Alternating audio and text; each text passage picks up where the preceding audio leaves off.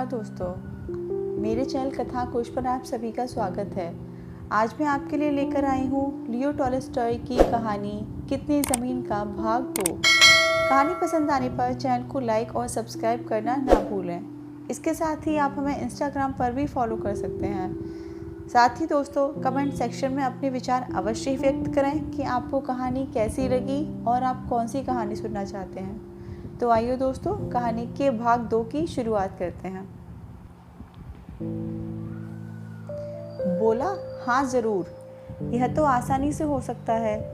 हमारे यहाँ एक मुंशी है, कस्बे में चलकर लिखा पढ़ी पक्की कर ली जाएगी और रजिस्ट्री हो जाएगी।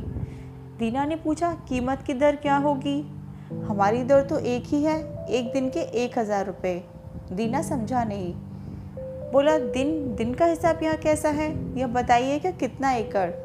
सरदार ने कहा, यह सब गिनना गिनाना हमसे नहीं होता, हम तो दिन के हिसाब से बेचते हैं। जितनी ज़मीन एक दिन में पैदल चलकर तुम नाप डालो वही तुम्हारी, और कीमत है ही दिन भर की 1000। दीना अचरज में पड़ गया। कहा, एक दिन में तो बहुत सी ज़मीन को घेरा जा सकता है। सरदार हंसा। बोला, हाँ क्यों नहीं, बस वह सब तुम्हारी, लेकिन एक शर्त है, अगर तुम उसी दिन उसी जगह न आ गए तो जहाँ से चले थे तो कीमत जब्त कर ली जाएगी। लेकिन मुझे कैसे पता चलेगा कि मैं इस जगह से चला था? क्यों, हम सब साथ चलेंगे और जहाँ तुम ठहरने को कहोगे ठहर जाएंगे। उस जगह से शुरू करना और वहीं लौट आना। साथ फावड़ा ले लेना, जहाँ ज़रूरी समझना निशान लगा देना। हर मोड़ पर एक गड्ढा किया और उस घास को ज़रा ऊंचा चीन दिया।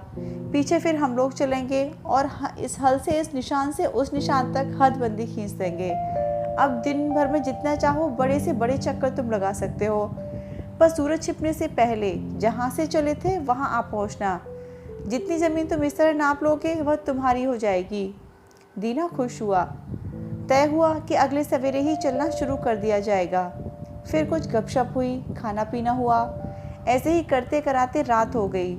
दीना के लिए उन्होंने खूब आराम का अच्छा बिस्तर लगा दिया और वे लोग रात भर के लिए विदा हो गए।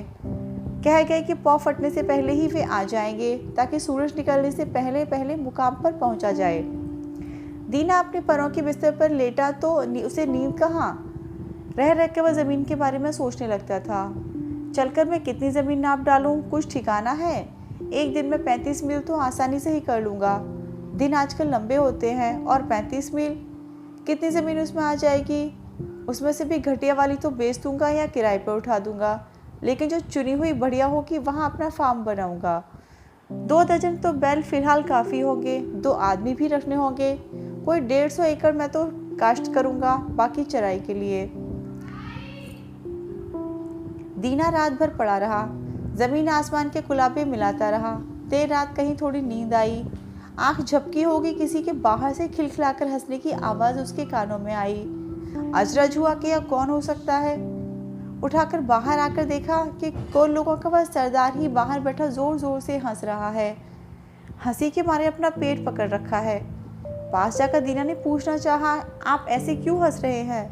लेकिन अभी कुछ पूछ नहीं पाया था कि देखता क्या है, वहाँ सरदार तो है नहीं, बल्कि वह सौदागर बैठा है, जो अभी कुछ दिन पहले उसे अपने देश में मिला था और जिसने ज़मीन की बात बताई थी। तब दीना उसे पूछने को हुआ कि यहाँ तुम कैसे हो और कब आए, लेकिन देखा तो वह सौदागर भी नहीं, बल्कि वही पुराना किसान है जिसने मुद्दत हुई तब सतलज पार की ज़मीन का पता दिया था। लेकिन फिर जो देखता है तो वह किसान भी नहीं है, बल्कि खुद शैतान है, जिसके खुर हैं और सींग हैं। वही वहाँ बैठा ठट्ठा मारकर हंस रहा है। सामने उसके एक आदमी पड़ा हुआ है, नंगे पैर, बदन पर बस एक कुर्ता धोती। ज़मीन पर वह आदमी औंधे मुंह बेहाल पड़ा है। दीना ने सपने में ही ध्यान से देखा कि ऐसा पड़ा हुआ आदमी कौन है और कैसा। देखता क्या है कि वह आदमी दूसरा कोई नहीं, खुद दीना ही है और उसकी जान निकल चुकी है। यह देखकर डर के मारे दीना घबरा गया। इतने में उसकी आँख खुल गई। उठकर सोचा कि सपने में आदमी जाने क्या क्या वाहियात बातें देख जाता है। यह सोचकर वह मुंह मोड़कर दरवाजे के बाहर झांका तो देखा तो सवेरा होने वाला था। सोचा समय हो गया, उन्हें अब जगा देना चाहिए, चलने में देर ठीक नहीं। वह खड़ा हो गया और गाड़ी में सोते हुए अपने आदमी को जगाया। कहा कि गाड़ी तैयार करो, खुद को लोगों को बुलाने चल दिया। जाकर कहा, सवेरा हो गया है, ज़मीन नापने चल पड़ना चाहिए। वो लोग सब उठे और इकट्ठे हुए। सरदार भी आ गए। चलने से पहले उन्होंने चाय की तैयारी की और दीना को चाय के लिए पूछा, लेकिन चाय में देर होने का ख्याल कर उसने कहा, अगर जाना है तो हमको चल देना चाहिए, वक्त बहुत हो गया। फूल तैयार हुए और सब चल पड़े, कुछ घोड़े पर, कुछ गाड़ी में। दीना नौकर के साथ अपनी छोटी बहेली में सवार था। फावड़ा उसने साथ रख लिया था। खुले मैदान में जब पहुंचे, तड़का फूट ही रहा था। पास एक ऊंची टेकरी थी, पार खुला बिछा मैदान। टेकरी पर पहुंचकर गाड़ी घोड़ों से सब उतर आए और एक जगह जमा हुए। सरदार ने फिर आगे जाने कितनी दूर तक फैले मैदान की तरफ हाथ उठाकर दीना से कहा कि देखते हैं, जहाँ तक यह सब आँख जाती है वहाँ तक हम लोगों की ज़मीन है, उसमें से जितनी तुम चाहो ले लो। दीना की आंखें चमक उठीं। धरती एकदम अछूती पड़ी थी, हथेली की तरह हमवार और मुलायम, काली ऐसी कि बिनौला, और जहाँ कहीं ज़रा निशान था वहाँ छाती छाती जितनी तरह की हरियाली छाई थी। सरदार ने अपने सिर की रोएदार टोपी उतारी और धरती पर रख दी। कहा, यह निशान रहा, यहाँ से चलो और यहाँ आ जाओ, जितनी ज़मीन चल लोगे वही तुम्हारी। दीना ने भी रुपए निकाले और टोपी पर गिनकर रख दिए। फिर उसने अपना पहना हुआ कोट उतारा और धोती को कस लिया। अंगोछे में रोटी रखी, आस्तीनें चढ़ाई, पानी का बंदोबस्त किया, आदमी से फावड़ा लिया और चलने को तैयार खड़ा हो गया। कुछ क्षण सोचता रह गया कि किस तरफ को चलना बेहतर होगा। सभी तरफ का लालच था। उसने तय किया कि आगे देखा जाएगा, पहले तो सामने सूरज की तरफ ही चलता चलूं। एक बार पूरब की ओर मुंह करके खड़ा हो गया, अंगड़ाई लेकर बदन की सुस्ती हटाई और धरती के किनारे सूरज के मुंह चमकाने का इंतजार करने लगा। सोचने लगा कि मुझे वक्त नहीं खोना चाहिए और ठंड ठंड में रास्ता अच्छा पार हो सकता है। सूरज की पहली किरण का उनकी ओर आना था कि दीना कंधे पर फावड़ा संभाल खुले मैदान में कदम बढ़ाकर चल दिया। शुरू में वह न धीमे चला न तेज। 1001 गज चलने पर वह ठहरा, वहाँ एक गड्ढा किया और घास ऊंची चिंदी कि आसानी से दिखाई दे सके। फिर आगे बढ़ा, उसके बदन में फुर्ती आ गई। उसने चाल तेज कर दी। कुछ देर बाद दूसरा गड्ढा खोदा। अब पीछे मुड़कर देखा, सूरज की धूप में टेकड़ी साफ दिखती थी। उस पर आदमी खड़े हुए थे और गाड़ी के पहियों के आरे तक चमकते दिखते थे। अंदाजन 3 मील तो वह आ ही गया होगा। धूप में ताप आता जाता था। कुर्ते पर से बास्केट उतारकर उसने कंधे पर डाल ली और फिर चल पड़ा। अब खासी गर्मी होने लगी। उसने सूरज की तरफ देखा। वक्त हो गया था कि कुछ खाने पीने की भी सोची जाती। एक पहर तो बीत गया, लेकिन दिन में 4 पहर होते हैं। अभी जल्दी है, लेकिन जूते उतार डालूं। यह सोच उसने जूते उतारकर अपनी धोती में खोंस लिए और बढ़ चला। अब चलना आसान था। सोचा, अभी 3-1 मील तो और भी चला चलूं, तब दूसरी दिशा लूँगा। कैसी उम्दा जगह है, इसे हाथ से जाने देना हिमाकत है। लेकिन क्या अजब बात है कि जितना आगे बढ़ो उतनी ज़मीन एक से बढ़कर एक मिलती है। कुछ देर बाद वह सीधा बढ़ा चला। फिर पीछे मुड़कर देखा तो टेकड़ी मुश्किल से दिखाई पड़ती थी और उस पर के आदमी रेंगती चींटी से मालूम होते थे, और वहाँ धूप में जाने क्या कुछ चलता हुआ सा दिखाई पड़ता था। दीना ने सोचा, ओह, मैं इधर काफ़ी बढ़ आया हूँ, अब लौटना चाहिए।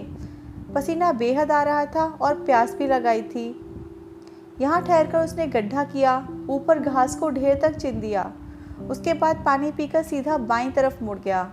चलता चला गया। घास ऊंची थी और गर्मी बढ़ रही थी। वह थकने लगा। उसने सूरज की तरफ देखा। सिर पर दोपहर हो आई थी। सोचा, अब जरा आराम कर लेना चाहिए। वह बैठ गया। रोटी निकालकर खाई और कुछ पानी पिया। लेटा नहीं कि कहीं नींद ना आ जाए। इस तरह कुछ देर बैठ फिर आगे बढ़ चला। पहले तो चलना आसान हुआ, खाने से उसमें दम आ गया था, लेकिन गर्मी तीखी हो चली और आंखों में उसके ऊँघ सी आने लगी। तो भी वह चलता ही चला गया। सोचा कि तकलीफ घड़ी 2 घड़ी की है, आराम जिंदगी भर का हो जाएगा। इस तरह भी उसने काफ़ी लंबी राह नापी। वह बाईं तरफ मुड़ने वाला ही था कि आगे ज़मीन उपजाऊ दिखाई दी। उसने सोचा कि इस टुकड़े को छोड़ना तो मूर्खता होगी। यहाँ सनी की ऐसी बाड़ी उगेगी कि क्या कहना। यह सोचकर उसने इस टुकड़े को भी नाप डाला और पार आकर गड्ढे का निशान बना दिया। फिर दूसरी तरफ मुड़ा। जो टेकड़ी की तरफ देखा तो ताप के मारे हवा कांपती सी मालूम हुई। उस कपकपी के धुंधकारे में वह टेकड़ी की जगह मुश्किल से दिखाई पड़ती थी। दीना ने सोचा कि इस क्षेत्र की ये 2 भुजाएं मैंने ज़्यादा नाप डाली हैं। अब इधर कुछ कम ही रहने दूँ। वह तेज़ कदमों से तीसरी तरफ बढ़ा। उसने सूरज को देखा। सूरज कोई 2/3 अपना चक्कर काट चुका था। मुकाम से अभी वह 10 मील दूर था।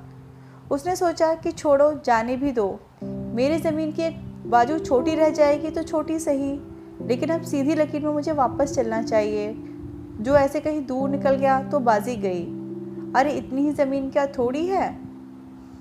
यह सोच दीना ने वहाँ तीसरे गड्ढे का निशान डाल दिया और टेकरी की तरफ मुड़कर ठीक उसी सीध में चल दिया। नाक की सीध में बांधकर सुबह टेकड़ी की तरफ चला, लेकिन अब चलते मुश्किल होती थी। धूप उसका सत ले चुकी थी। नंगे पैर जगह जगह कट और छिल गए थे और टांगें जवाब दे रही थीं। जरा आराम करने का उसका जी हुआ, लेकिन यह कैसे हो सकता था। सूरज छिपने से पहले उसे वहां पहुंच जाना था। सूरज किसी की बाट देखता बैठा नहीं, वह पल पल नीचे ढल रहा था। उसके मन में सोचने लगा कि मुझसे बड़ी भूल हुई। मैंने इतने पैर क्यों पसारे, अगर कहीं वक्त तक न पहुंचा तो।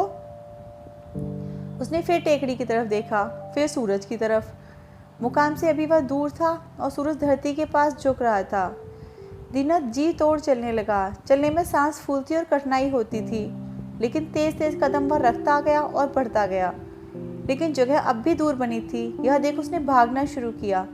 कंधे से बास्केट फेंक दी, जूते दूर हटाए, टोपी अलग की। बस हाथ में निशान लगाने के लिए वह हल्का फावड़ा रहने दिया।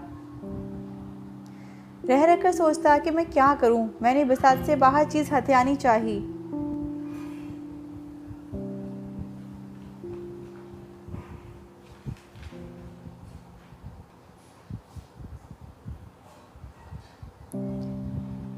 मैंने बिसात से बाहर की चीज़ हथियानी चाहिए। उसमें बना हुआ काम बिगड़ा जा रहा है। अब सूरज छिपने से पहले मैं वहाँ कैसे पहुँचूँगा। इस सोच और डर के कारण वह और हाँफने लगा। वह पसीना पसीना हो रहा था। धोती गीली होकर चिपकी जा रही थी और मुंह सूख गया था, लेकिन फिर भी वह भागता ही जाता था। छाती उसकी लोहार की धौंकनी की तरह चल उठी। दिल भीतर हथौड़ी की चोट सा धड़कने लगा। उधर टाँगें बेबस हुई जा रही थीं। दीना को डर हुआ कि इस थकान के मारे कहीं गिरकर ढेर ही न हो जाए। हाल यह था, पर वह रुका तक नहीं। इतना भागकर भी अगर मैं जब रुकूंगा तो वे सब लोग मुझ पर हंसेंगे और बेवकूफ़ बनाएंगे। इसलिए उसने दौड़ना न छोड़ा, दौड़े ही गया। आगे को लोगों की आवाज़ सुनाई पड़ती थी। वो उसको ज़ोर ज़ोर से कहकर बुला रहे थे। इन आवाज़ों पर उसका दिल और सुलग उठा। अपनी आखिरी ताकत वह समेट दौड़ पड़ा। सूरज धरती से लगा जा रहा था। तेज रोशनी के कारण वह खूब बड़ा और लहू सा लाल दिखाई दे रहा था। वह अब डूबा। सूरज बहुत नीचे पहुंच गया था, लेकिन दीना भी जगह के बिल्कुल किनारे आ लगा। टेकड़ी पर हाथ हिलाकर बढ़ावा देते हुए को लोग उसे सामने दिखाई देते थे। अब तो वह ज़मीन पर रखी टोपी भी दिखाई देने लगी, जिस पर उसकी रकम भी रखी थी। वहाँ बैठा सरदार भी दिखाई दिया। वह पेट पकड़े हंस रहा था। दीना को सपने की याद हो आई। उसने सोचा, हाँ, इस ज़मीन तो काफ़ी नाप डाली है, लेकिन क्या ईश्वर मुझे उसे भोगने के लिए बेचने देगा। मेरी जान तो गई दिखती है। मैं उस मुकाम तक अब नहीं पहुंच सकूंगा। दीना ने हसरत भरी निगाह से सूरज की तरफ देखा। सूरज धरती को छू चुका था और बची कुची शक्ति अपनी समेटकर आगे बढ़ा। कमर झुकाकर भागा, जैसे कि टांगें सांस न देती हों। टेकड़ी पर पहुंचते पहुंचते अंधेरा हो आया था। उसने ऊपर देखा, सूरज छिप चुका था। उसके मुंह से एक चीख सी निकल गई। ओह, मेरी सारी मेहनत व्यर्थ गई। यह सोचकर वह थमने को हुआ, लेकिन उसे सुन पड़ा कि खड़े हैं और उन्हें सूरज अब भी दिख रहा होगा। सूरज छिपा नहीं है, अगर मुझको नहीं दिखता। यह सोचकर उसने लंबी सांस खींची और टेकड़ी पर आंख मूंद कर दौड़ा। चोटी पर अभी धूप थी। पास पहुंचा और सामने देखा, बराबर सरदार बैठा वहीं पेट पकड़े हंस रहा था। दीना को फिर अपना सपना याद आया और उसके मुंह से चीख निकल पड़ी। टांगों ने जवाब दे दिया। वह मुंह के बल आगे को गिरा और उसके हाथ टोपी तक जा पहुंचे। खूब, सरदार ने कहा, देखो उसने कितनी ज़मीन ले डाली। दीना का नौकर दौड़ा और उसने मालिक को उठाना चाहा, लेकिन देखता क्या है, मालिक के मुंह से खून निकल रहा है। दीना मर चुका था। को लोग दया और व्यंग से हंसने लगे। नौकर ने फावड़ा लिया और दीना के लिए कब्र खोदी और उसमें लिटा दिया। सिर से पांव तक कुल 6 फुट ज़मीन ही उसे काफ़ी हुई।